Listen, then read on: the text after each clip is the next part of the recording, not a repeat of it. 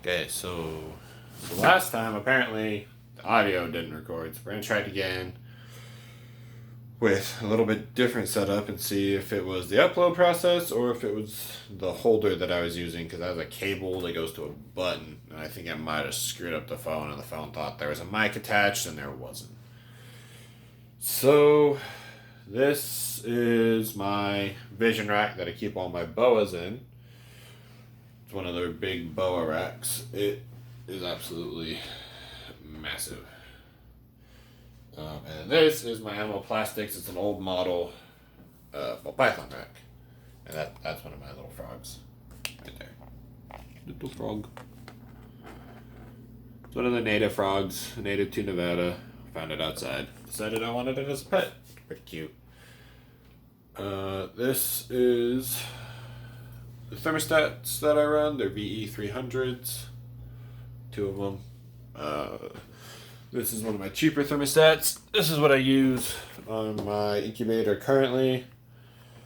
I don't have the incubator running. I would turn it off. I don't have any eggs. My male's actually not even at my house. It's over at my girlfriend's house breeding some of her snakes.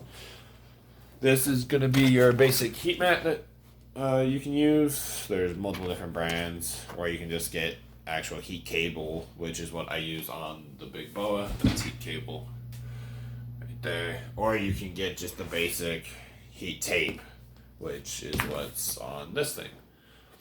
I'm missing tubs because I had problems with the old style heat tape that was on here and it melted them down, and I just haven't replaced the tubs yet. This is going to be about your basic ball python setup. I got my water bowl, just a cheap little $5 water bowl from Walmart. There's a hide back here. That's my pinstripe girl. Her on coconut chips, which is this one right here. This is the brand that I use. There's a lot of them. They're all the same thing. This is just the one that I get locally. Those are, I think, vivarium hides. Hello. She wanted to come say hi to the camera. Well, pythons are notoriously shy and don't like a lot of human interaction, but they will tolerate some. I don't remember what brand these are. Yeah, these are vivarium electronic hides. They're the same as the heaters. This is one of my Tokay gecko tanks. They're not out because I turned the light on and they all went scattering into their hides. So some of the basics about snakes. You get snakes shipped in, depending on the size of snakes, you'll get them in a box like this. This is the snake box that my Mystic Potion came in, which is my boy that's over at my girl's house right now. They'll come in. They, depending on where they come from, they will say what species they are on the side. Some places come on the top, somewhere inside the box. But somewhere in the packaging, it will tell you what species you are dealing with. And then it will say perishable, handle with care, or live animal handle with care, or reptile handle with care, somewhere along those lines. Then on the inside, you're going to have some kind of foam. This company chose black. There's white, whatever. He chose to use like this quilt matting. A lot of places will use just like packing paper, shredded newspaper, or what's the other one that they use? Why is my brain? Oh, I've seen packing peanuts, like the little styrofoam things that get everywhere. Or they just put them in deli cups and just put a whole bunch of deli cups squeezed together in a container. So that's that. Once you get your ball python in, or any snake, I normally wait at least a week, if not a little more than a week, to let them acclimate. Ball pythons, I normally wait 2 weeks just because of how skittish they are. If I notice them moving around a lot and hunting, I will attempt to feed them after a week. But a lot of them don't eat for 2 weeks. This boy ate really, really fast. He ate within like 5 days. He was like looking for food and was wanting to eat. So I fed him when I fed everyone else. And yep, that's basically that. Multiple different caging. If you're gonna go with multiple snakes, go with a rack. It makes your life so much easier. Whether you're gonna just get like a rack like this, that I keep. This is what I keep all my supplies on. That's where I keep my bedding. All pre-mixed to use the Tupperware tote. Makes it so much easier to spread it in the cages. You just scoop it into the Tupperware tote and then throw it. You don't get bedding everywhere that way. And then you can either do that and put all your glass cages on it. You can do it and you can stack these kind of totes on it. Just make sure you have lids for them. I have the lids. They don't fit. They're like super, super tight.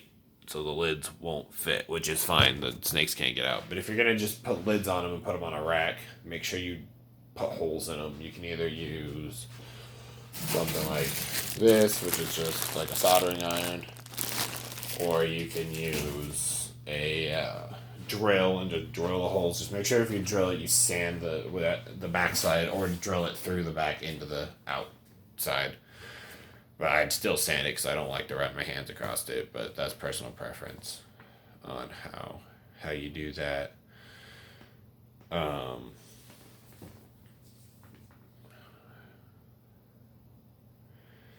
Snake hooks are great to have with the snakes, just because if you get one that's kind of cantankerous, you can take it and you can boop them, not grab them with it, but gently touch them, and normally they're like, "Oh, I'm not getting fed." Okay, makes life way easier to pick them up. I normally only have to do that with my boas. Most of my ball pythons, I can just reach in there most days of the week and grab them.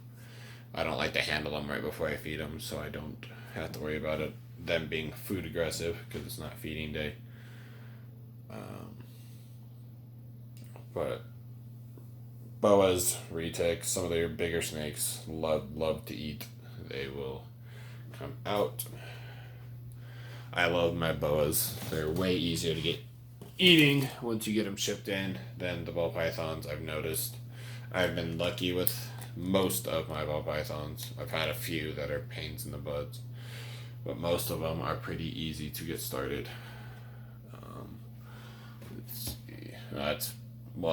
It's food day now, and I don't know if she's gonna be food. But this is my newest girl. This is my albino, Sharp's albino. Boa, and she peed all over her cage. I need to clean it after I feed her. Hi, how you doing? But she is gorgeous and she is massive. Can't tell how big she is because it's all shadowy. But that's the big girl right there. She's deciding if she likes the camera or not, or if that's food. But yeah, that's a boa. That's your albino boa for you. The other ones, she's my calmest boa. That's why she's on the top, because these ones, so with the exception of probably this girl, but that's not my girl. That's my girlfriend's. She doesn't have room for that boa at her house. She has too many other big snakes, so it ended up in my boa rack. They like to be crazy on food day, and I don't want to deal with it right now.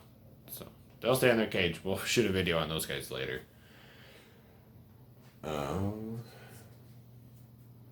Yeah. So all those, as you can see, I keep them all on this bedding. Just the Repti chip. If you're gonna go with colubrids, that's what I do. Colubrids are gonna be your king snakes, milk snakes, rat snakes, hog noses. There's some something that you're gonna want this for. Like if you get there's like a jungle species of hognose that you're gonna want a moisture substrate for, and I'd use that for them. But anything that I have, I either use that for them, or I use this. This is what I use in all my bioactive enclosures, made by the same company, Pro Coco. They make all the bedding that I use, and I get it down at my local store, which is where I get all of these guys. And I ordered my rack through my local store, so that's where I get all that from. If you can, try and find a local breeder. I know not everyone has them. Local store that does all this. But if you guys want an example of bioactive enclosure, over here on my gaming setup, which is a mess because I need to clean it. This is my dart frog. Oh, I just blew out the camera. But right there, little man, is my dart frog. Which the camera, since it's so bright, doesn't want to focus on him. You see, right there? He is all blown out. But that is a bioactive enclosure. 100% bioactive. Basically feed him his little fruit flies and make sure that his isopods are getting food, which is that little green thing next to the rock. Is food for his cleaner insects. I top off the cleaner insects like every 3 months. Just add some more because they die off and he eats some of them.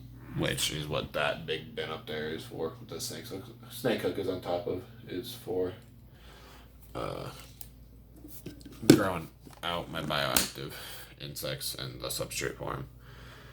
That is a morning gecko tank, which I think my babies got out of. I don't know. They're so little, they're hard to find, and I think they escaped because I had to change the lid, and I didn't do it because I thought they died. The eggs had died, and then I found them hatched when I went to go clean it because I left them because sometimes eggs look dead and they're not, and I was stupid and forgot to change the lid. So I might have morning geckos running around my house. But and then that's when I keep my Emperor Scorpion temporarily until I fix that mess, which is a bioactive tank that I tried to do and I screwed up because I got overzealous and started doing 2 of them at once, and I really screwed it up. I didn't get a thick enough layer of silicone, and it didn't stick to it enough to make a background. So I will have to go through, scrape it all off, buy more silicone. I have a whole tub of background mix, so that's fine. And I can just reapply it the right way this time instead of being stupid about it and only trying to do 1 cage or 2 cages with 1 canister of silicone.